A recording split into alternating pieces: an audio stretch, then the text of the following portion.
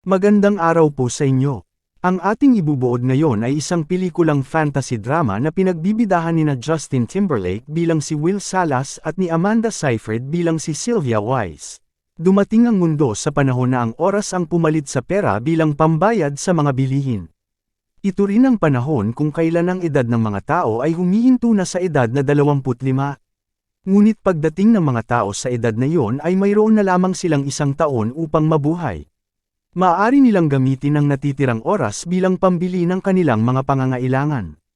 Maaari din naman na madagdagan ang kanilang oras sa pamamagitan ng pagtatrabaho o pagninegosyo, at sa iba pang mga paraan. Subalit kapag naubusan ng oras ang isang tao, siya ay mamamatay. Si Will Salas ay isang binata na nakatira sa Dayton, isang mahirap na lugar sa timog kanluran ng Amerika. Sapat lamang ang kanyang kinikita sa araw-araw na idinadagdag niya sa pangtustos sa pangangailangan nilang mag-ina na si Rachel Salas. Si Rachel ay 50 taong gulang na. Siya ay nagtatrabaho sa paggawaan ng mga damit. Binigyan niya si Will ng 30 minuto para sa kanyang pananghalian. Magdiriwang sila pagbalik niya. Ang bawat tao ay may kulay berde na umiilaw sa kanilang braso na nagpapakita ng nalalabing oras na mayroon sila. Mapagbigay si Will, sa katunayan ay madali lamang para sa kanyang bigyan ng 5 minuto si Maya na isang batang babae na namam-alamos. Nang papunta na siya sa trabaho ay bumili muna siya ng kape. Subalit tumaas na ang presyo noon. Habang naglalakad ay nakakakita sila ng mga namatay na tao sa daan sapagkat ang mga iyon ay naubusan na ng oras. Si Will ay nagtatrabaho sa planta ng metal stamping na gumagawa ng makikintab na cassettes. Pagkatapos ng kanilang trabaho ay napansin niya na kulang ang kanyang sinweldo dahil tumaas na ang kanilang mga kota. Nakipagkita siya sa kanyang kaibigan na si Borrell sa isang bar. Doon ay nakita nila ang isang lalaki na agaw atensyon sapagkat inililibre niya ang lahat ng mga inumin.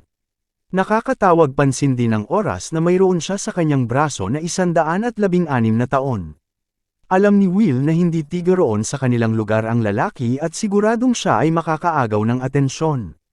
At ayun na nga, dahil maya-maya pa ay dumating ang mga Minutemen, isang gang ng mga kriminal, na may dalang mga baril at handang puwersahan na kuhanin ang oras ng lalaki.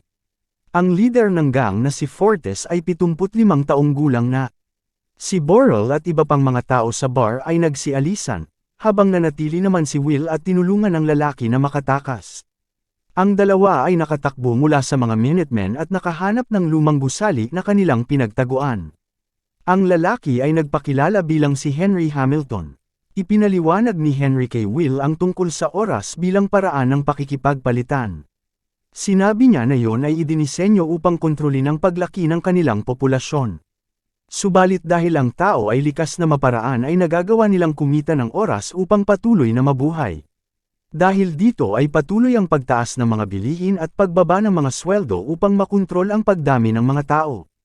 Ang sistemang ito ay nangangahulugan din na ang mga mayayaman ay maaaring mabuhay ng mas matagal na tila ba mga immortal, habang ang mga mahihirap naman ay nangangamatay. Subalit si Henry ay pagod ng mabuhay ng mahaba. Inis naman si Will na nagsabing hindi nararapat sa mga mayayaman ang oras na mayroon sila. Sinabi rin niya kay Henry na hindi niya kailangan ng oras nito. Ngunit ayaw ni Will na iwanan doon ang depressed na si Henry kung kaya sinamahan niya yon buong gabi. Nang sumunod na umaga ay ipinasa ni Henry sa natutulog na si Will ang kanyang oras. Nagising si Will na mayroong 116 na taon sa kanyang braso, at may mensaheng huwag yon sasayangin. Sa bintana ay nakita niya si Henry sa bingit ng tulay. Napagtanto niya na magpapakamatay ito. Tumakbo si Will upang pigilan si Henry, subalit hindi siya umabot sapagkat naubusan na ang huli ng oras at siya ay nahulog mula sa tulay. Nakita ni Will na mayroong kamera sa lugar, at siya ay tumakbo papauwi. Nakipagkita si Will kay Borrell at sa pamilya nito. Ipinakita niya ang oras na nasa kanyang braso. Upang pasalamatan si Borrell sa pagiging kaibigan nito ng matagal na panahon ay binigyan niya ang huli ng 1 dekada.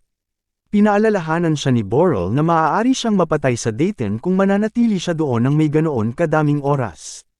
Nais ni Will na isama ang kanyang nanay sa New Greenwich. Nagbayad si Rachel ng 2 araw na utang sa Wise ATM machine. Sinubukan niyang sumakay ng bus upang makauwi, subalit nagtaas na ang pamasahe sa 2 oras. Mayroon na lamang siyang 1.5 oras. Nagmadali siyang tumakbo papauwi. Samantala, si Will naman ay hinihintay si Rachel sa istasyon ng bus. Ngunit nang hindi niya makita ang kanyang nanay na bumaba ng bus ay alam niyang mayroong problema. Kung kaya naman nagmadali si Will na tumakbo upang salubungin si Rachel. Nagkita sila sa gitna, subalit huli na ang lahat. Namatay sa mga braso ni Will ang kanyang nanay. Tumawag si Will ng pribadong sasakyan upang sunduin siya at ihatid sa mas mayaman na time zone.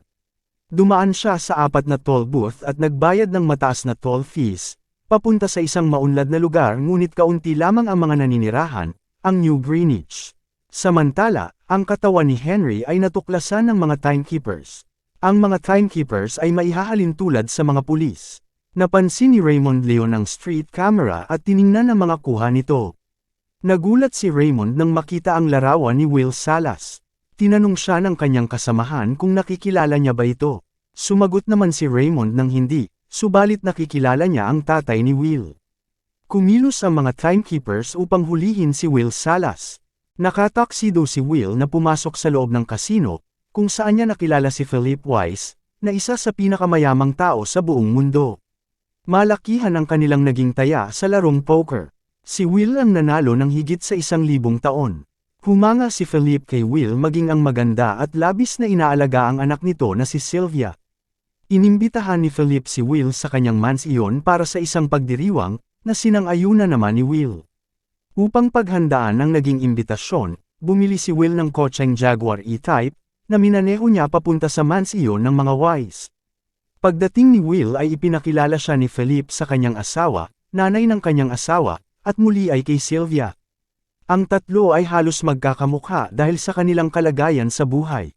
Ang bawat isa sa kanila ay may kanya-kanyang gwardya. Kinumbinsi ni Will si Sylvia na magsaya at paalisin ang kanyang gwardya, na ginawa naman niya. Nagpunta sina Will at Sylvia sa likod ng mansyon kung saan ay namangha si Will na makita ang dagat. Lamusong sila sa tubig nang walang saplot ang kanilang mga katawan. Mahigpit si Philip sa kanyang pamilya, na inaasam naman na makauala ni Sylvia upang mabuhay siya ng mas masaya. Maya-maya lamang ay hinahanap na nga siya ng kanyang tatay. Mabilis na nakapagbihis sina Will at Sylvia na bumalik sa loob ng mansyon. Ngunit nang sumunod pa ay dumating ang mga timekeepers upang arestuhin si Will. Ipinakumpiska ni Raymond ang 1,000 taon ni Will sapagkat hindi siya naniniwala sa kwento nito na ibinigay ni Henry sa kanya ang mahigit 1 siglo at ang iba pa ay napanalunan niya naman sa larong poker. Tinirahan lamang si Will ng 2 oras para sa pagproseso ng kanyang kaso. Ipinarating ni Raymond kay Will na kilala niya ang tatay ng huli. Lumaban si Will at hinostage si Sylvia upang makatakas. Hinabol sila ng mga timekeepers. Si Raymond naman ay buong-buo ang loob na mahuli si Will kahit pa halos ikamatay na niya ito. Nagawa nilang takasan ang panghahabol ni Raymond at mga kasama nito. Nakiusap naman si Sylvia na pakawalan na siya ni Will ngunit hindi siya pinayagan ng huli. Nang makarating sila sa Dayton ay tumilapon ang sinasakyan nila nang mahulog ito sa patibong na inilagay ng mga Minutemen. Habang walang malay sina Will at Sylvia ay nakita ng mga Minutemen na halos wala nang natitirang oras si Will. Samantala ay nakita nila na si Sylvia ay mayroon pang mahigit 1 dekada na kanilang ninakaw. Bago pa man nila maubos ang oras ni Sylvia ay nagmadali silang tumakas sapagkat may paparating na mga pulis. Kaunti na lamang ang natirang oras kay Sylvia na takot na takot. Pinayuhan naman siya ni Will na huwag matakot sapagkat ang mga pangkaraniwang tao ay nagkakasya lamang sa maliit na oras na mayroon sila sa bawat araw. Nagpunta sila kina Borrell, sa pag-asang mabibigyan sila nito ng oras. Subalit nalaman niya mula sa asawa nito na namatay na si Borrell dahil sa 1 dekada na ibinigay niya. Napansin ni Will ang mga diamanteng hakaw ni Sylvia na kanilang isinangla upang magkaroon pa sila ng dagdag na oras. Binigyan lamang sila ng 2 araw ng kanilang pinagsanglaan, na alam naman nilang kulang sapagkat ang mga hakaw nga ay may mga batong diamante. Tinawagan ni Will si Philip at humingi ng 1,000 taon bilang kapalit ng pagsasauli niya kay Sylvia, na ipapadala sa opisina ng Time Welfare. Nakinig si Raymond sa usapan at pinayuhan si Will na huwag susundan ang naging yapak ng tatay niya. Nalaman ni Will na ang naging pagkakasala ng tatay niya ay hindi lamang pagnanakaw ng oras kundi bagay na higit na seryoso pa doon. Sinisikap ni Raymond na alamin ang pinagtataguan ni Will at siniguro niya sa mga Weiss na maibabalik niya ng ligtas si Sylvia. Sa apartment ni Will ay ikinwento niya na ang tatay niya ay isang armed fighter, na may diskarte upang manalo sa time contest. Ipinakita niya na sa simula ay hinahayaan ng tatay niya na manalo ang kalaban, subalit sa mga huling segundo kung kailan lubos na ang tiwala ng kalaban sa sarili nito ay bigla lumalaban ang kanyang tatay at nababaligtad ang sitwasyon. Nang sumunod na araw ay hindi nagbayad ng ransom ang tatay ni Sylvia. Ipinaliwanag ni Will na maaaring pinigilan yon ng mga timekeeper. Subalit para kay Sylvia, iyon ay patunay lamang na walang pakialam sa kanya ang tatay niya. Gayunpaman, nagdesisyon si Will na pakawala na si Sylvia at inutusan niya yon na tawagan ang kanyang pamilya. At dahil sila ay nasa magulong lugar, binigyan niya ito ng baril upang magamit niyang protection. Naghalikan sila at nagtungo si Sylvia sa telepono habang si Will ay nasa kabilang panig ng kalye. Subalit biglang dumating si Raymond at muntik na niyang mabaril si Will.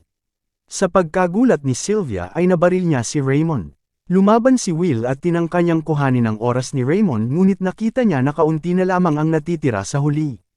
Ganoon ang gawain ng mga timekeeper. Kaunti lamang ang kanilang oras upang hindi sila maging mainit sa mga mata ng masasamang loob.